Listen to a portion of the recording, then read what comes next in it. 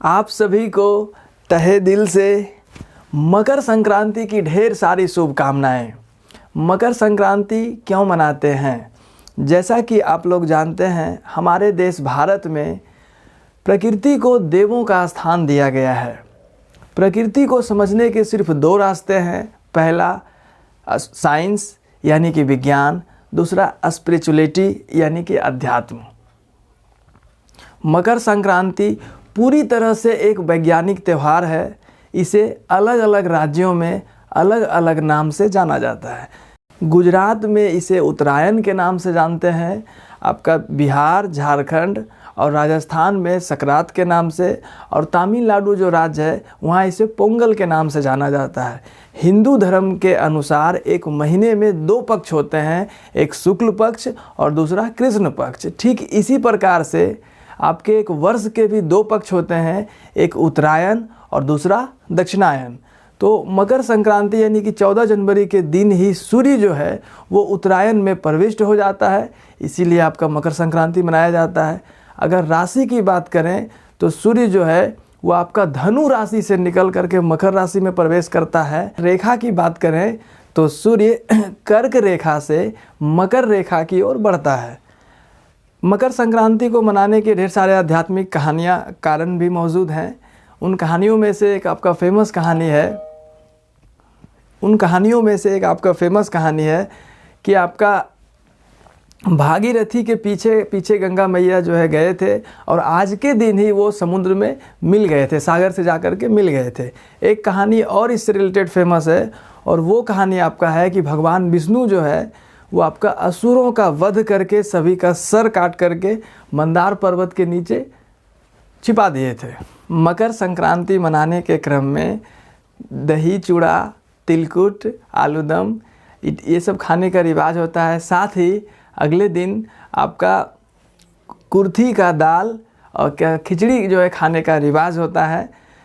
और बहुत सारे राज्य में लोग जो है इसके साथ साथ पतंग भी उड़ाते हैं।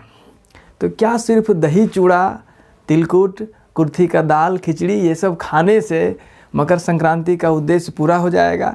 यह जिस तरह से सूर्य जो है आपका दक्षिणायन से उत्तरायण की ओर यानी कि अंधकार से प्रकाश की ओर पर बढ़ रहे हैं, उस तरह से हमें अपने जीवन में भी आगे बढ़ना होगा।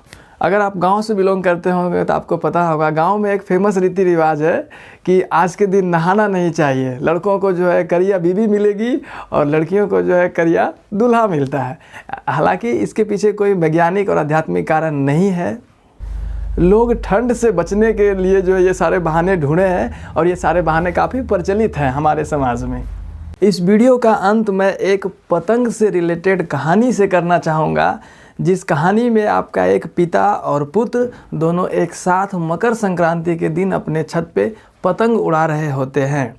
तो पुत्र पूछता है कि पिताजी, ये पतंग जो है जिसको कि हम दोनों उड़ा रहे हैं, तो ये पतंग जो जिस ऊंचाई पे उड़ रहा है ना, और नीचे से इसके देखिए धागा कनेक्टेड है, और हमारे हाथ में उसका जो बागडोर है उसको संभाल के रखे हुए हैं पतंग को, तो क्या अगर इस धागा को काट देते हैं तो पतंग और ऊंचाई तय करेगा कि नहीं? तो इस कन्फ्यूजन को दूर करने के लिए पिता ने बोला, बेटा तुम करके ही देख लो। तो पुत्र जो है वो आपका पतंग उड़ा रहा था और बीच में से कैंची से जो धागा को कट कर देता है। कुछ दूर जो है पतंग वो काफ़ी ऊंचाई तक उड़ता है और फिर आपका नीचे आके गिर जाता है। इस तरह से वे पुत्र जो है अपने पिता के साथ में इस प्रक्रिया को कई बार दोहराता है, और हर बार वह वही देखता है कि जैसे ही धागा यहाँ से कट होता है तो आपका पतंग जो है कुछ दूर तक तो काफ़ी ऊंचाई तक उड़ता है, फिर आपका सीधे नीचे गिर जाता है ज़मीन पे। तो उसका पिता पूछता है कि बेटे तुम इस प्रयोग से कुछ सीखा क्या? तो पुत्र बोलता है, नहीं पिताजी मैं कुछ नहीं सीखा। तो बोला, पुत्र तुम ये कहना चाह रहे थे ना कि पतंग जो है जब तक धागा से जुड़ा हुआ था, उड़ाने वाले जिससे कनेक्टेड था, तब तक वह आसमान में कितना आराम से उड़ रहा था, कहीं कोई दिक्कत नहीं था आपका। लेकिन जैसे ही धागा कटता है कुछ देर के लिए वो तेज़ी से ऊपर तो उठता है लेकिन फिर नीचे गिर जाता है। यही चीज़ जो है हमारे रियल लाइफ में आपके साथ और हमारे साथ हमेशा काम करता है।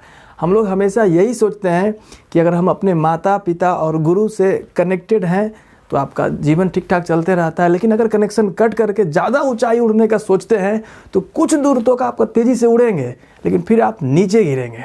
तो पतंग की इस कहानी से जो पुत्र समझ जाता है कि जिस तरह से पतंग को उड़ने के लिए आपका उड़ाने वाले का धागा से कनेक्टेड रहना ज़रूरी है, ठीक इसी प्रकार हमें अपने जीवन में ऊंचाइयों को छूने के लिए, लगातार बने रहने के लिए ऊंचाइयों पर माता पिता और गुरु से कनेक्टेड होना बहुत ज़रूरी है। देखिए, हर पतंग को पता होता है कि हमें कट जाना है और एक दिन कचड़े में मिल जाना है ना। फिर भी पतंग क्या कहता है कि पतंग को पता है कि एक दिन कट जाना है, कचड़े में मिल जाना है, फिर भी कटने से पहले, कचड़े में मिलने से पहले आसमान का सीना छू कर दिखाना है। ठीक इसी प्रकार हमें भी सीखना चाहिए अपने ज़िंदगी में कि हमें भी एक दिन, हमें पता है कि हमें भी एक दिन मर जाना है, मिट्टी में मिल जाना है। मरने से पहले, मिट्टी में मिलने से पहले आसमान का सीना छू कर दिखाना है। मैं पूरे हर्षो उल्लास के साथ, पूरे मेहनत के साथ आसमान का सीना छूने के लिए तैयार हूँ। क्या आप तैयार हैं? तैयार हूँ मैं।